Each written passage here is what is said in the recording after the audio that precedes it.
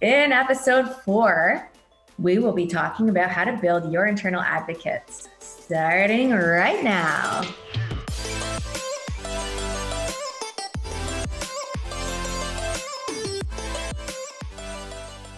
Hi everyone, I'm Carl. Welcome to the Social Impact Show, where CSR professionals get the latest strategies and tactics to develop and grow their goodness in CSR programs.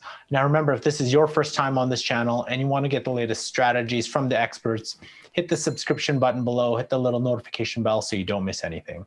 So today I'm joined by Nicole Campbell, CSR expert, and we're talking part 4 of our 5-part series on developing a CSR program. And this part is called advocacy, or how to get advocacy. So Nicole, can you explain more? Yeah, and I think it's really important. If you haven't been following step 1 through 4 to date, you might want to check that out, because everything that you need to get to the point that we're at right now is covered in those sessions. So today we are talking about advocacy, and this is a really short one, but it's more so just keeping in mind the importance of building the profile of the work that you're doing, of yourself, and making sure that everyone that you're going to be pitching this to, or even working with to execute on it, are in the loop, providing you with feedback and their thoughts early in the game.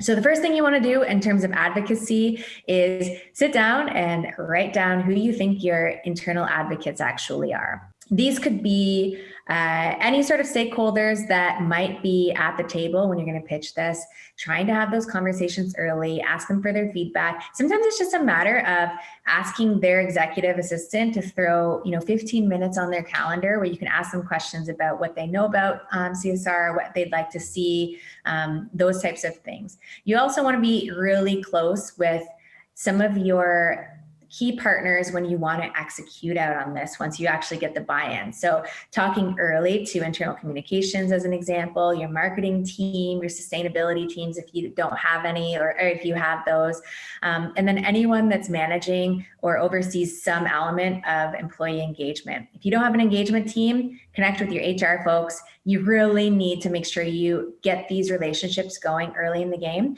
and find out ways that you can benefit them. So as an example, internal communications is going to be really important for an aspect of your program. You should figure out if they're lagging on content, or something that you can do to help them be successful through the work that you're doing. And it's as simple as that. And I think the last thing in terms of advocacies is making sure that you're getting the voice of your employees from all of your locations and hearing what they care about too. Now, when you say advocates, obviously there will be champions in your organization, but in this phase, do you also go and try to change or try to create advocates? That is the entire phase, exactly. So I'm glad that you clarified that.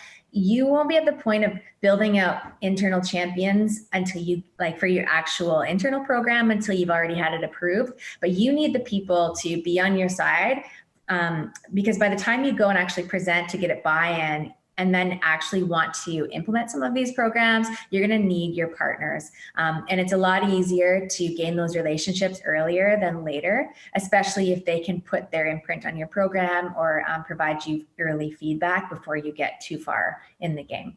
Awesome. That's it. That's it? Yeah, right. It's super simple. It's just like being conscious and intentional about building those partnerships, creating those advocates, and finding mutual benefits between the different groups and relationships that you have. What can you give in order to get the support that you need? But how come this is number 4? Wouldn't you think, yes, you do your research, yes, you do articulate, but wouldn't this phase be kind of more around number 2 or number 3 rather than number 4? You think? I think part of the ability to gain internal support and advocates is being able to intelligently talk about what it is you want to do.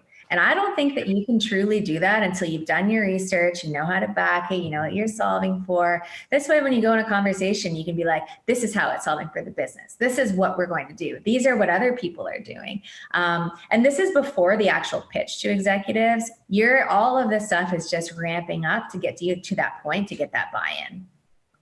Oh, so well, it's really interesting because my understanding is when you go into the back it up phase, when you go into articulate phase, you're already pitching. But I think obviously in part 5, we cover pitching, which you'll see here. Who are you talking to then? Like, is this before we get into the final phase, is this where you're essentially line up all your people that will go to bat for you when you're actually doing a final pitch to leadership and executive? Exactly. So you're already starting, like you did mention, during the research phases, you're still building those relationships, but it's a little bit more ambiguous. You're just collecting information. Now you're at a point where you're able to confidently share information around your value proposition and what it is you're trying to do. You're lining up your support before you go into the big meeting when you are pitching it in a more formal way. Well, do you have anything else to add? I don't think so. I think this is, by the time you get to advocate, you should already know who those people are. I think you're going to be set if you follow all of the other steps leading up to this one.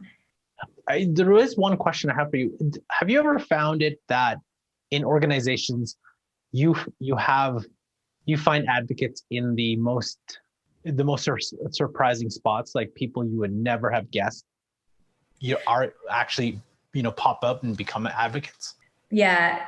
I've seen a couple times some of the unlikely characters having, being a huge board member on a really well-known not-for-profit that all of a sudden you realize, oh my gosh, this person loves this work. I had no idea. I was actually kind of scared of them, So I think once you start talking to people and asking for introductions, I tell people a lot to go to HR business partners because they know the business, they know the personalities of the business leaders too, and they can direct you in the right way to find those sort of surprise supporters.